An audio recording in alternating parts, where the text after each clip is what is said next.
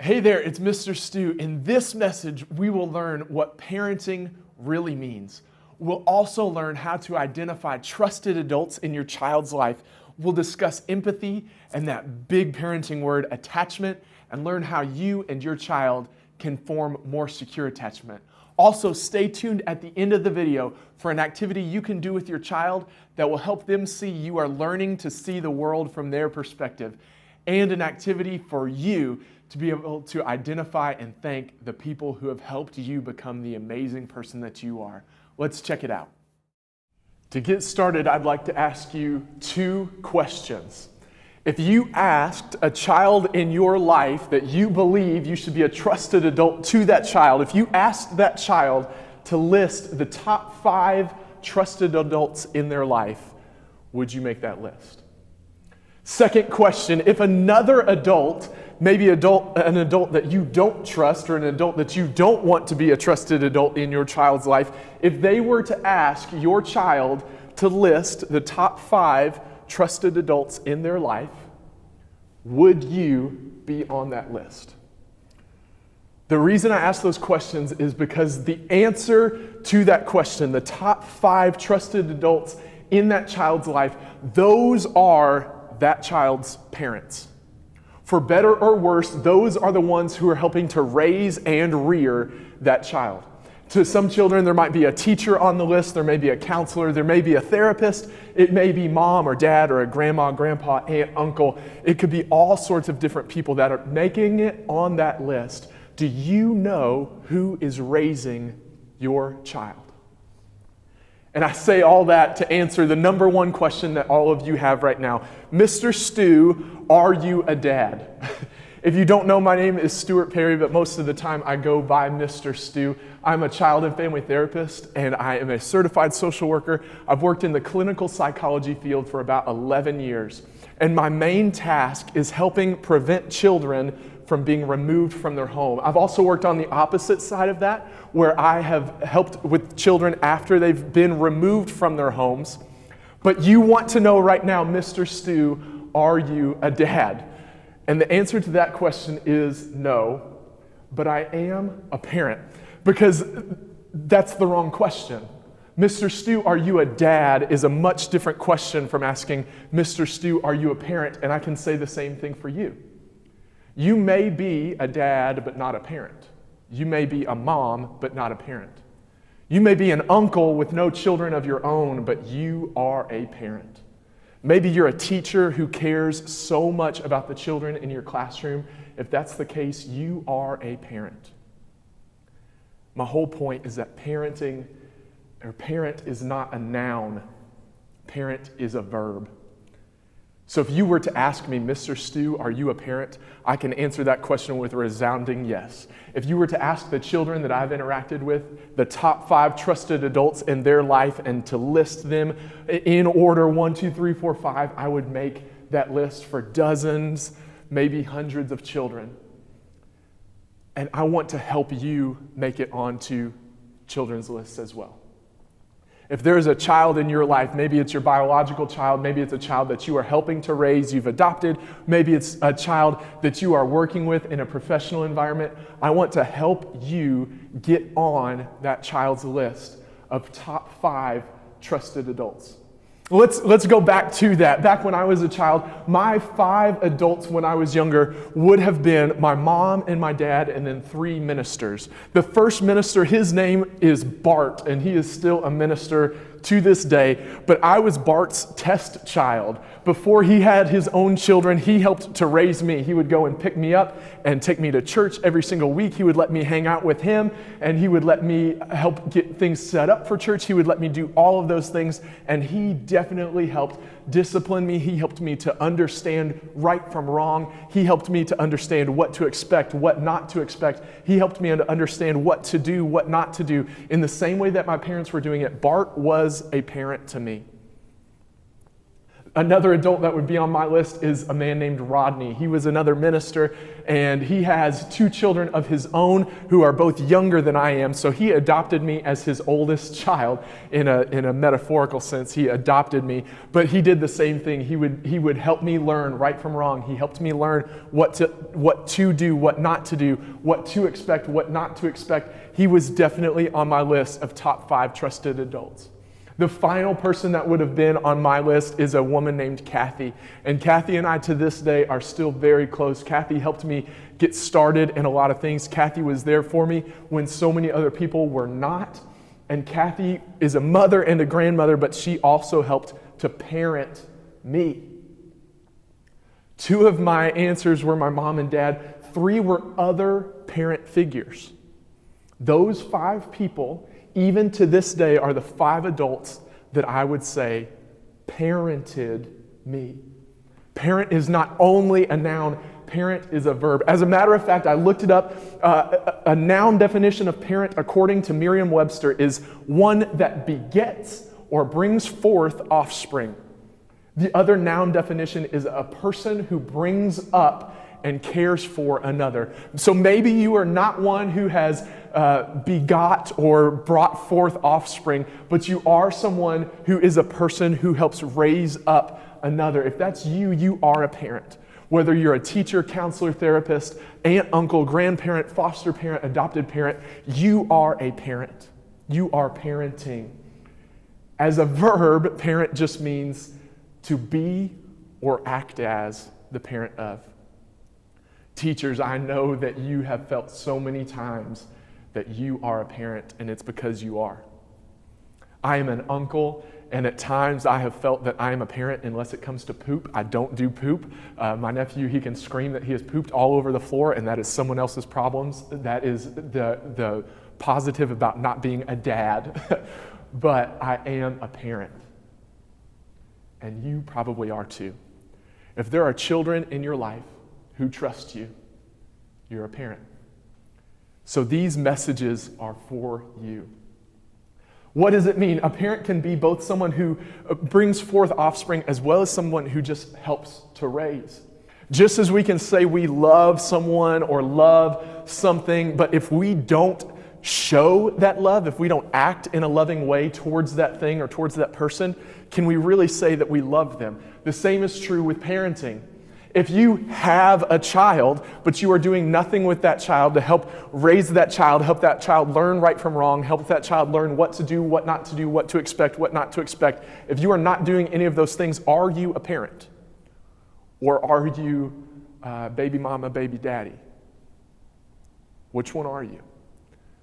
If you want to be a parent, these videos are for you. If you are a parent, these videos are for you. And maybe you've just been thrown into some type of circumstance where you are now responsible for raising someone. If that's you, you are a parent, and these messages are for you. So no, I'm not a dad, but I am a parent. And I've been a parent to so many children that I can't even tell you how many it's been, and most of them are all from different moms. And I've spent my life becoming the best parent I can be.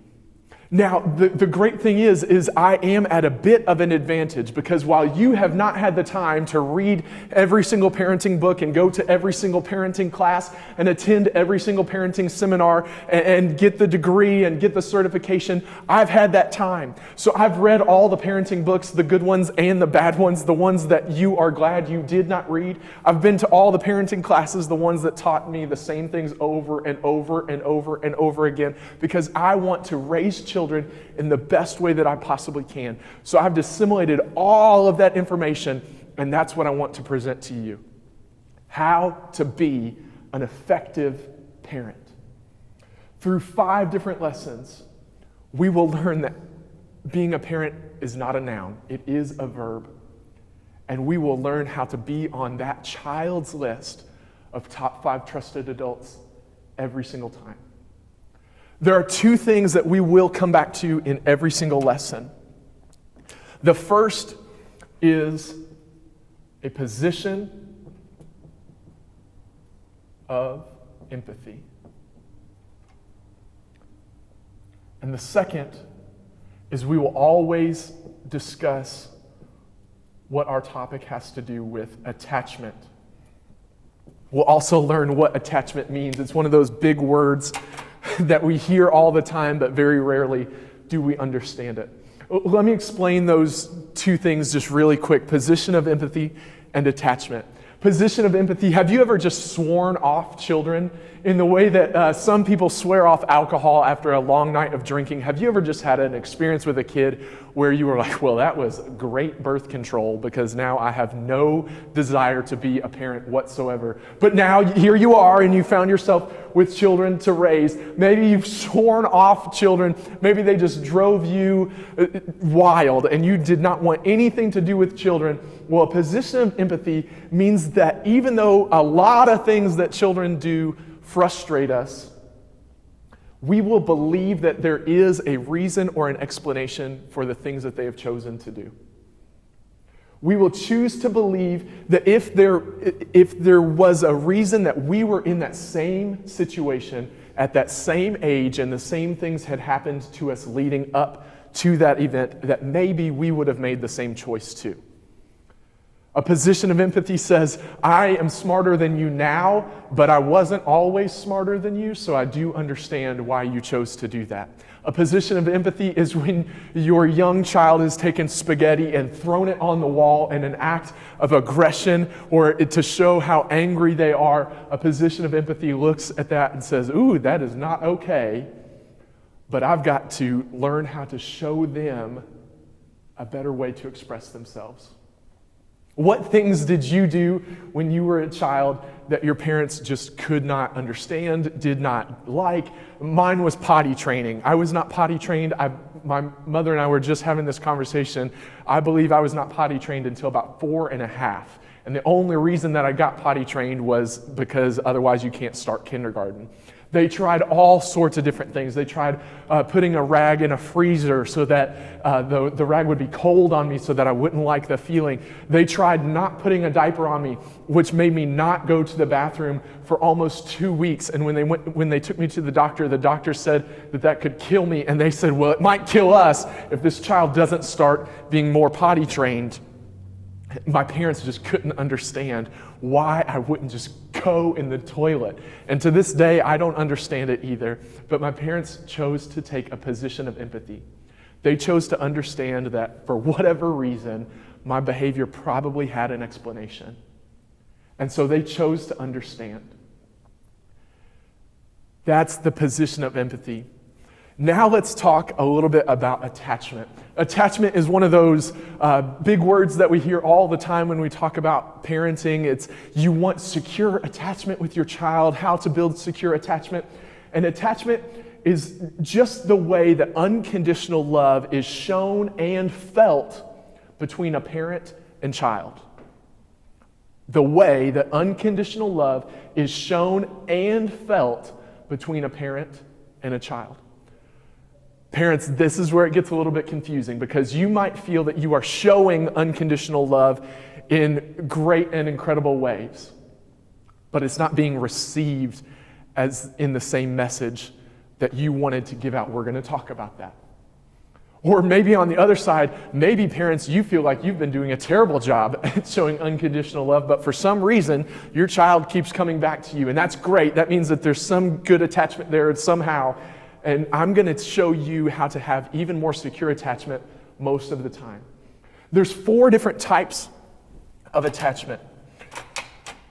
The first type, and the type that we all want to try to get to, is what's called secure attachment. It means that your child is secure in their feeling of unconditional love for you, and they feel secure in your showing of unconditional love to them. Secure attachment is where we want to be. That's one of the types of attachment. Now, directly across from that on our graph is this type of attachment. It's called anxious avoidant attachment. If you've ever heard of a disorder called reactive attachment disorder, this is where that lands. These are the children who bring people close just to push them away, and who it seems like anybody who tries to do anything nice gets punched in the face. I have been this person to many, many children. I've been hospitalized 2 times because kids beat me up. I've been through various injuries, all sorts of crises. There have been children that I've worked with that have this type of attachment. There's another type of attachment. This one is called anxious. These are the children who maybe feel love sometimes, but it's an earned love. It's not an unconditional love. And you have to do something in order to gain this love here. That's the anxious attachment. Children are constantly anxious about the love that they feel and the love that's being shown to them. It makes them anxious. Because while that love is there, they're wondering at what cost? What's it going to cost me that you are loving me? So if we have secure attachment, anxious avoidant attachment, and anxious attachment, then the final attachment is avoidant. These are the children and the people, the adults, who grow up and have commitment issues. These are the ones who don't like to get close to people, or they do get close to people until it gets boring, and then they just push them away. They avoid attachment. So if we want to get here, and we want to avoid these other types, I'm going to take you through these lessons, and we will learn how to form more secure attachment. I do want us to understand just a little bit about the groundwork of attachment theory, though. And so to do it, I've made it pretty simple. I've made a graph here. On the x-axis, I have appropriate. So that's what we're going to be talking about. If things are appropriate, if your discipline is appropriate, if your communication is appropriate, if your self-care is appropriate, if you're having tough talks in appropriate ways, that's this x-axis. The more appropriate you get, the more secure you can be. The less appropriate you can get, the more anxious and anxious avoidant you're going to be. The y-axis here is consistency. So how consistent we are. The farther down we are, the more anxious avoidant and avoidant we are. And the more consistent we get, the more secure. Or if expectations are inappropriate but consistent, then we can end up in this anxious area. There's a story in the Bible that talks just a little bit about this, and whether or not you believe the Bible, this is a great story that talks just a little bit about what it means to be attached to something. Jesus tells this story in multiple of the Gospels, and he says this: a sower went out to sow some seed. So this farmer goes out and he's throwing seed all over the ground, and this farmer is not doing a very good job of where he's planting the seeds. He's not getting down and putting them in. He's just walking around and scattering the seed everywhere. Some of that seed falls on the path, and the seed that falls on the path quickly gets snatched up by birds and taken away. Then there's some seed that falls on a rocky part of the ground, and that seed springs real quick into the ground, and it grows and it blossoms, but then it gets scorched out by the sun, and it withers and dies. There's some other soil that grows up, and it grows big and it grows strong, but it was growing around thorns, and so the thorns wrap around that little plant and choke it out, and it dies as well. But there is some seed that falls on good soil. And that seed that falls into good soil, it says that it goes in and it produces so much more. It produces a harvest that is even greater than what people could have imagined. That's how attachment works. If your child is feeling anxious and avoidant attachment, it's just like that seed that fell along the path. These are the children who never had a chance to attach to those people and attach to those relationships that should have been there for structure. They're the ones that land and bounce right off, and they probably got carried away, just like the seed got carried away by the birds. They probably got carried away by CPS, an abusive person, or they've been through multiple foster homes. That's what we see a lot in these anxious, avoidant children. The second type of soil was the type that grew real quick into the ground, but it only had shallow roots because it was in the rocky soil and it got scorched out by the sun. And that's our avoidant children. Those are the children who maybe connect really, really quick, but then as soon as they sprout, maybe it's not as exciting, and they just kind of stay there and they wither and they die. The anxious attachment, that's the type that's the thorny soil. Maybe it lands in that soil and the thorns start to grow all around it and they start to choke out this little flower. And the flower says, man, that was fun for a little while, but at what cost? And so all these expectations, all of these inappropriate expectations start to wear on that child, and it makes them feel choked out, and they can't stay attached. But there is some that fell along the good soil. That's where secure attachment lands. Because it's just like a flower. Children are a little seed, and there is so much potential in that seed. And they look little, they don't look like much.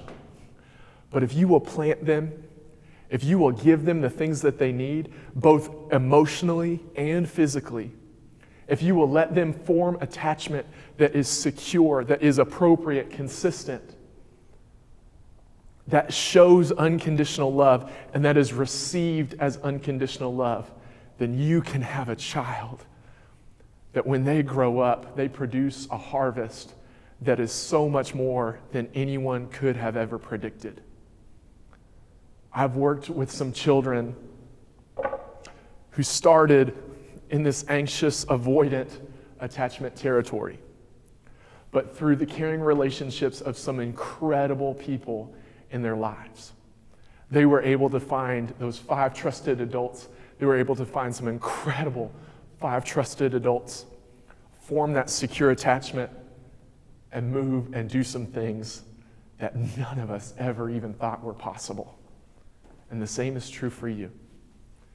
Wherever you think you and your child's attachment is right now, it is not too late. You can still form secure attachment. And that's what these lessons are going to talk all about. It's going to be about appropriate communication, appropriate discipline, appropriate self-care, appropriateness when we're having tough talks about sex and suicide, consistency in those things, consistency when it comes to discipline, consistency when it comes to communication, consistency when it comes to taking care of yourself, and consistency when it comes to having those tough talks about sex and about suicide. And if you will do those things, wherever you find yourself today, you can move into this secure attachment.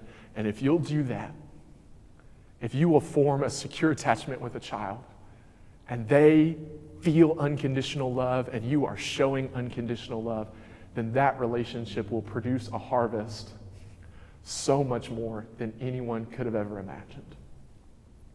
So we are going to talk about a position of empathy and attachment in every single lesson that we go through. The next 4 lessons are this: replacement of ineffective or abusive discipline. So we're going to replace some discipline strategies that maybe just aren't useful. We're going to talk about spanking. We're going to talk about some rewards that maybe you're not using that are great rewards to be using. We're going to talk about some punishments that maybe you're not using that are great punishments to be using. So we're going to talk about a position of empathy, attachment, replacement of discipline. Then we're going to talk about effective communication. Talking to children is different than talking to adults. And talking to opposite gender children or non-binary children or children in a different situation is different than talking to any other child. So how can we be effective communicators no matter what child finds themselves in our presence? A position of empathy, attachment, replacement of discipline, effective communication. We're going to talk about nurturing yourself. And we will learn that the way you look at yourself and the way that you take care of yourself is the way that you will look at and the way that you will take care of your children. There are no ifs, ands, or buts about it. The way that you take care of yourself is a direct reflection of the way you will take care of your children. And then our final topic, we're going to talk about some tough talks to have. I believe there are two major tough talks that we can talk through. That's the talk about sex and the talk about suicide. Using some of the qualities that we talk about in this tough talks lesson, you will be able to talk to your child about anything that is difficult. Any tough talk you might need to have. Maybe it's about discipline. Maybe it's about something that happened at school, something that happened at home. Maybe it's a talk about divorce and what that means. You'll be able to use some of our tactics to have a tough talk with your child, and I will walk you through directly how to have the talk about sex and how to have a talk about suicide with your child, no matter what age and no matter which attachment you find yourself in. And if we do that, after all of our lessons, we will know what it means to be a parent. That we have a position of empathy, that we are always focused on attachment, that we have replaced ineffective and abusive discipline strategies, that we will effectively communicate, that we will nurture ourselves, and that we will have those tough talks. If you can do that, then you can be a parent.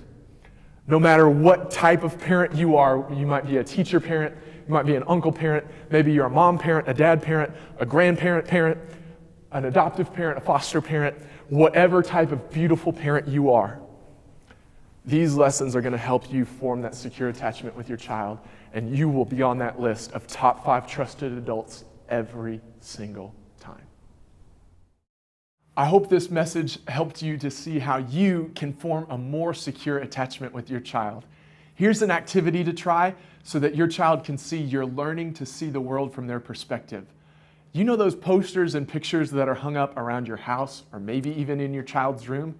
Think about this. Whose eye level are those pictures at? Are they set so that you can enjoy them, or are they set so that your child can enjoy them?